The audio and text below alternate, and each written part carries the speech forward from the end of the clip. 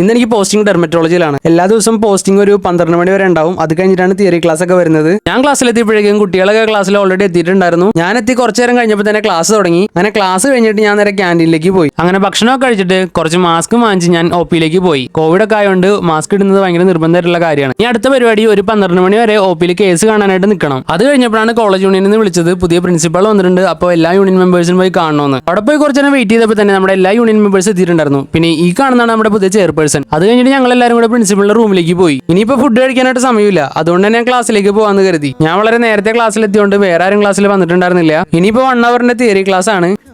അങ്ങനെ 1 മണിക്കൂറിന്റെ ക്ലാസ് കഴിഞ്ഞു. ഇനി വേണം എനിക്ക് ഫുഡ് കഴിക്കാനായിട്ട് പോകാൻ. ഇതിനു മുമ്പായിട്ട് എനിക്ക് അക്കാഡമിക് സെക്ഷനിൽ കുറച്ച് കാര്യങ്ങൾക്കായിട്ട് പോകേണ്ടതുണ്ടായിരുന്നു. എന്റെ ഫ്രണ്ടിന്റെ ചേച്ചി ഇവിടെ ചെയ്യാറായിട്ട് വർക്ക് ചെയ്യുന്നുണ്ട്. അപ്പോൾ ചേച്ചിന്റെ അടുത്ത് കുറച്ച് നേരം സംസാരിച്ച് നിന്നിട്ട് ഞങ്ങൾ നേരെ ഫുഡ് കഴിക്കാനായിട്ട് ക്യാൻറ്റീനിലേക്ക് പോയി. അവിടെ നിന്ന് ഫുഡ് കഴിച്ചിട്ട് നേരെ ഹോസ്റ്റലിലേക്ക് പോന്നു. അവിടെ എത്തിയപ്പോഴാണ് അറിഞ്ഞത് ഇന്ന് കോളേജ് യൂണിയന്റെ മീറ്റിംഗ് ഉണ്ടെന്ന്. പുതിയ യൂണിയന്റെ ഫസ്റ്റ് ഡേ ആയതുകൊണ്ട് തന്നെ ഇന്ന് കുറെ കാര്യങ്ങൾ ഡിസ്കസ് ചെയ്യാനുണ്ടായിരുന്നു. അങ്ങനെ മീറ്റിംഗ് കഴിഞ്ഞപ്പോഴേക്കും മഴയും തുടങ്ങി. അതുകൊണ്ട് കുറച്ച് നേരം മഴ ആസ്വദിച്ച് അവിടെ നിന്നു. ഇന്നിപ്പോൾ 6 മണിയൊക്കെ ആകുമ്പോഴേക്കും കാഷ്വാലിറ്റി പോയി കേസ് കണ്ടുപഠിക്കാനാണ് പ്ലാൻ. അതുകൊണ്ട് തന്നെ ഞാൻ റെഡി ആവാനായിട്ട് ഹോസ്റ്റലിലേക്ക് പോയി.